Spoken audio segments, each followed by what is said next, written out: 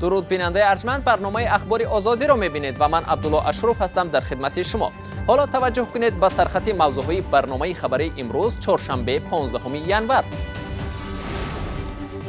ایوان میزنسف ساکن 33 ساله دوشنبه پس از ترکیش نارنجکی که ظاهرا غیر قانونی در خانه نگاه می داشت فوتید. گزارش از محل حادثه. болоравии нархи тухм در تاجیکستان هم خریداران و هم فروشندگان را نگران کرد. بحث میکنن از ترنمون میگریزونن روزش میبینن 30 سومون گفته میفروشه. خلاص میگن و یارو قیمت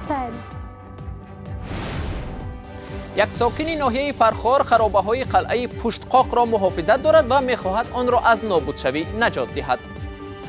اومده به قلعه زول زرد کالخوز کمونیسم همراه بشود. انهمین موضع ارتباط.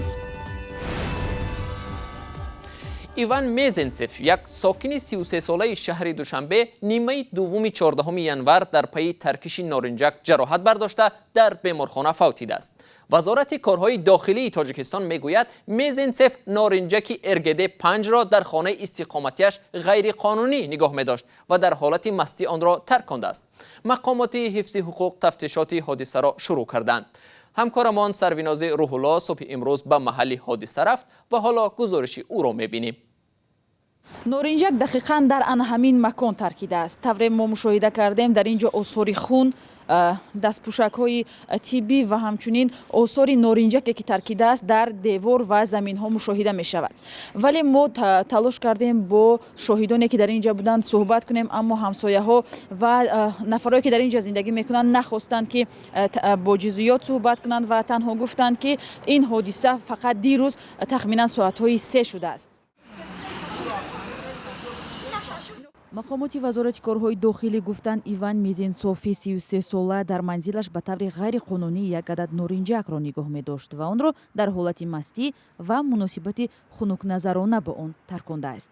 همسایه های او در محله نزدیک به باغ عینی در صحبتی بدون ثبت به رادیوی آزادی گفتند پدر و پسر زندگی خوبی نداشتند و در پی نوشیدن مشروبات اسپرتی پیوسته با هم جنگ و جنجال می‌کردند. همسایه ها از صحبت با رادیوی آزادی در این مورد خودداری کردند. میشناخته زندگی میکرد اینجا این بچه؟ من نمیدونم. تا حال مقامات نگفتند که این ساکن دوشنبه نارنجک را کی و از کجا دریافت کرده و با خود نگاه می داشته است. ولی حالا در پی این ترکیش و مرگ ایوان پدرش از سوی پلیس برای بازپرسی دعوت شده به در منزل آنها مهر زده شده است. هرچند مقامات درباره جراحت برداشتن نفران دیگر رسما چیزی نگفتند، اما شاهدان به رادیوی آزادی گفتند در برابر ایوان اینچنین 2 نفر دیگر که از این مکان گذر می کردند از پاره‌های ترکیده نارنجک جراحت‌های سبک برداشتند. وزارت کارهای داخلی گفت در حال حاضر گروه فوری تفتیشاتی مقام‌های حفظ حقوق شهر دوشنبه این حادثه را تفتیش می‌کنند.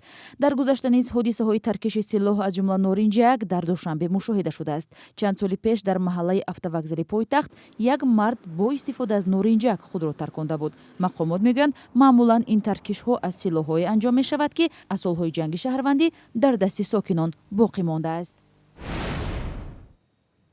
نرخ تخم یکی از غذاهای پر استعمال در تاجیکستان گران شده است. نرخ یک قوطی تخم نوابسته به اندازه و نرخ حاضر از 3 تا به 35 سومانی فروخته می شود. در حالی که چند قبل نرخ قوطی تخم 26-27 سومانی بود. سبب گرانی تخم در چیست؟ قطع واردات تخم از خارج و یا مصلحت پیشکی شرکت‌های داخلی؟ زرانگیزی نوروزشاه درباره سبب‌های گرانشوی تخم میگوید. болоравии нархи тухм дар бозорҳои тоҷикистон дар як моҳи ахир харидоронро нороҳат кардааст. садафмо 10 соли ахир ба тиҷорати тухм машғул аст. бо болоравии нарх баҳси харидорон бо ӯ авҷ гирифтааст. O'zbekiston da ini xenarxa, O'zbekiston da ini xenarxa. шумо қати баҳс мекунед? Баҳс мекунан аз треномона мегрезонан рӯзаш мебиям 30 сомон гуфта мефурӯше. Харос меган ва ёра қимата мисол аму камбағал амози ҳамира харида наметонам. Аввал мехарем. дар як моҳи ахир як бастаи тухм ки 30 дона дорад дар бозор аз 27-28 сомонӣ то ба 30-35 сомонӣ расидааст. 35 мегум 33 ша метим. اگر سیج بتیم هیچی نمیمونه و نه شکستگی و سکوچ کوچتا بکنم. صاحبکاران میگویند آنها تخم را از کارخانه‌های پرنده پروری که حالا تامینگری اصلی بازارند با نرخ ارزان نمیگیرند. حاضر وابسته به همه پستفشی که به همه خرید چیه؟ اوجا اگر یک دیرم قیمت کنن این 4 دیرمش قیمت مینه. برخی از تاجران بالوروی نرخ را به شروع فصل سرما و افزایش خراجات کارخانه‌ها ربط می‌دهند. برای فابریکا در میری همش یک گپای فقط برای خوراکی مرغاشون. دسترخوان هر یک عائله در تاجیکستان مخصوصا صبح به تخم نیست. تخم یکی از دسترس‌ترین مواد محسوب می‌یافت و بالوروی نرخ آن ساکنان را نگران کرده است. زیاد می‌خریم. خودم می‌پزیم کالونی هم می‌خورم. می‌گیرید مجبور شدید می‌گیرید کار می‌فرمید. سال 2018 خبری منع واردات تخم مرغ از خارج به تاجیکستان رسانه‌ای شد. مقامات گفتند شرکت‌های وطنی به قدری کافی تخم استحصال می‌کنند و ضرورت برای وارد کردن آن باقی نمانده است. حالا مقامات رسما محدود شدن واردات تخم به کشور را رد می‌کنند. آنها می‌گویند خود صاحبکاران واردات آن را کم کردند. در سال 2019 واردات تخم 175 تن کاهش یافته است. 2019 من خیلی قبلا خرید کرده بودم 552 میلیون 472 هزار دانه تخم غذایی در داخل جمهوری استحصال شده است و این چنین 332 میلیون زیاده از 32 میلیون دانه تخم غذایی از خارج کشور وارد شده است و این تامیناتی به هر یک نفر اهالی اگر ما 8 میلیون اهالی کشور این حساب کنیم 77 دانه تخم راست می‌دهد در یک سال. به اطلاع مقامات در یک سال اخیر شمار کارخانه‌های پرنده پروری در کشور از 80 به 137 عدد رسیده است. حالا این کارخانه‌ها 80% تخم مورد نیاز مردم را تولید می‌کنند. در هر صورت تخم برای بسیاری از ساکنان یکی از محبوب‌ترین صبحانه یا غذاهاست. محض از آن زنان خورش و پختنی‌های خیلی زیاد آماده می‌کنند و بالوروی نرخ تخم البته به بودجه هر خانواده می‌تواند تأثیر بد رساند.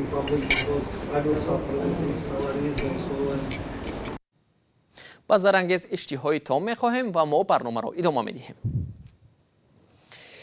هیئت‌های رسمی تاجیکستان و قرغیزستان به سازش رسیدند که تا نقشه‌های تبادل قطعه‌های برابر و همسنگ قلمروها را در بین دو دولت آماده و تا 1 مارس سال روان به همدیگر پیشنهاد کنند. در این باره طرف قرغیزستان خبر داده است، اما طرف تاجیکستان تا به حال از نتیجه گفت و شنود 14 ینور در محله گلستان اسفره شرح نمی‌دهد. هیئت‌های تاجیکستان و قرغیزستان در مذاکرات روز 14 ینور در شهر اسفره به موافقه رسیدند که 114 کیلومتر مرز را که گروه‌های توپوگرافی دو جانب معین کردند در دوام 2 ماه بهای حقوقی داده خط مرز را معین کنند.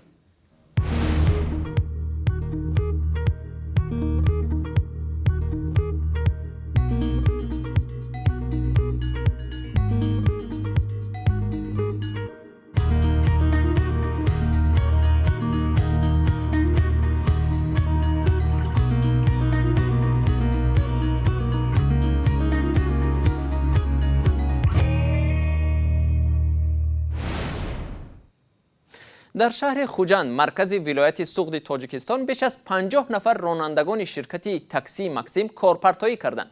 اعتراض رانندگان از سیاست نرخگذاری شرکت مکسیم است که با ادعای رانندگان تاکسی به خاطر پیروزی در رقابت نرخ را نهایت ارزان کرده است. مولا رجب یوسفی گزارش می‌دهد.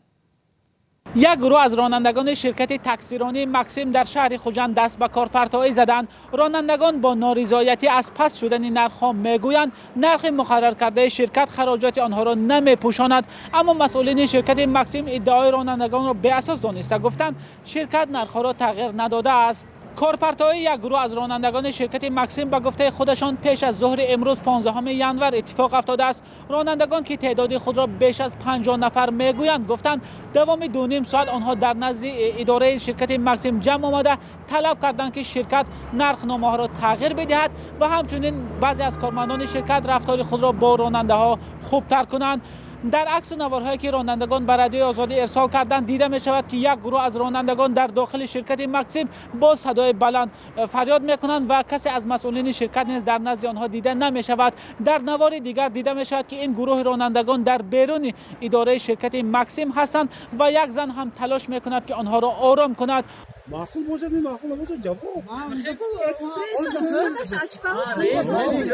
یکی از این راننده ها در صحبت با رادیوی آزادی گفت دیگر شرکت های تاکسیرانی در شهر خوجند قیمت تاکسیرانی در داخل شهر را 9 سامانی و بیرون از شهر را 18 سامانی مقرر کردند، اما به گفته این راننده شرکت مکسیم نرخ را در داخل شهر خوجند 8 سامانی و برای بیرون از شهر 11 سامانی مقرر کرده است که خراجات آنها را نمیپوشاند.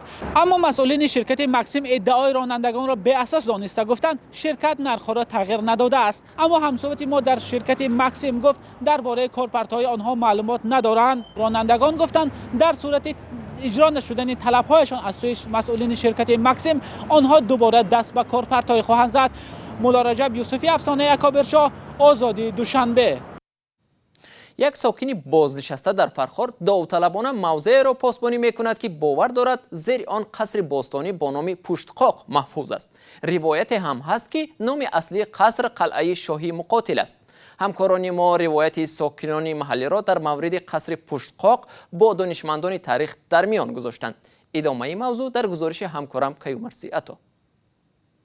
KGB دوره زینالله رجبلیوف ساکنی بازنشسته این ناحیه فرخار 3 سال باز خرابه های قلعه تا هنوز کشف نشده پشتقاق را داوطلبانه محافظت میکند. او میگوید طبق روایت های مردم قلعه نشانی از زمان دولتی باختریان است و نام اساسیش قلعه شاهی مقاتل بوده است.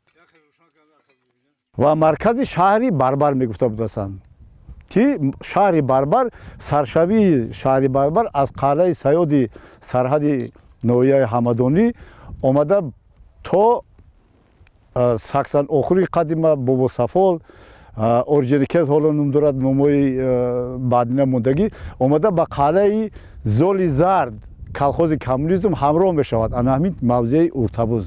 خرابه های قلعه پشتقاق که حدود 6 گکتر مساحت دارد نه در زمان شوروی و نه بعداً حفریات نشده است. حتی در زمان شوروی برای توسعه زمین کشتی پخته قسمت از آن را هموار کردن می‌خواستند. اما با دخالت KGB شوروی سال 1969 از ادامه این اقدام دست کشیدند. فرماندار ایرانی خلقوز که زمین هموار کنه پخته کنه پخته تا جان پخته بخوره. خب بدبخت بود جا کم کرد. بعد همه هموار کنه 6 روز هموار کنه یک اتوبوس مدرک اومد 4 نفر بود 5 نفر بود. هم دنک اومد. دیگه اولم اکام شدی. ما گفت که اینجا مانای کوزا پوزای برامد بعد کوزا رو چیدن پدر برو مغازه کوی بیشتر تو مغازه تو آرخیو بود. دهه همشفت این قلعه را که قبلا هم نام قلعه بود تغییر دادند و پس از مراجعت‌های ساکنان محلی مقامات تصمیم گرفتند نام قدیمی آن را برگردانند. می بود که نام دهه را همین قلعه پشتقاق قدیمی را نام شرف گذاشتند. باستانشناسان تاریخ قلعه پشتقاق را مربوط به عصرهای 3 و 1 پیش از میلاد مربوط می‌دانند. به قول آنها تا عصر 14 میلادی در حدود این قلعه آدمان زندگی می‌کردند. اما به سبب تا هنوز حفریات نشدن قلعه پشتقاق را مربوط به محدودیت‌ها در آموزش عنوان می‌کنند. یکم که ما باستانشناسان خیلی مقدارن کم هستیم. فهمیدی؟ دوم که مبلغ نیست. مبلغ آموزشی مثلا برای حکومت ما دولت ما امروز اقتدار اقتصادیش چندان بلند نیست که مثال برای آموزش همه ناحیه های تاجیکستان مبلغ جدا کند. حاضر این باستانشناس تاجیک تصمیم دارد در سال آینده با گروه باستانشناسان فرانسوی آثار تاریخی در حدود ناحیه فرخار از جمله قلعه پشتقاق را آغاز کنند. حالا در تاجیکستان حدود 2500 یادگاری تاریخی وجود دارد که حدود خیلی کمی آن مورد آموزش و حفریات قرار گرفته است. بیننده ارجمند، وقتی برنامه ما اینجا با پایان رسید، تشکر از شما که تو این لحظه با ما بودید. اخبار از این بیشتر را در سامانه رادیو آزادی www.azadi.org بخوانید و در صحیفه آزادی یا در شبکه اجتماعی یوتیوب ببینید. فردا صبح شما را در نوید بامدادی با خبرهای نو و تازه تاجیکستان و جهان منتظریم. تا آن دم خدا نگهداری هر یک شما.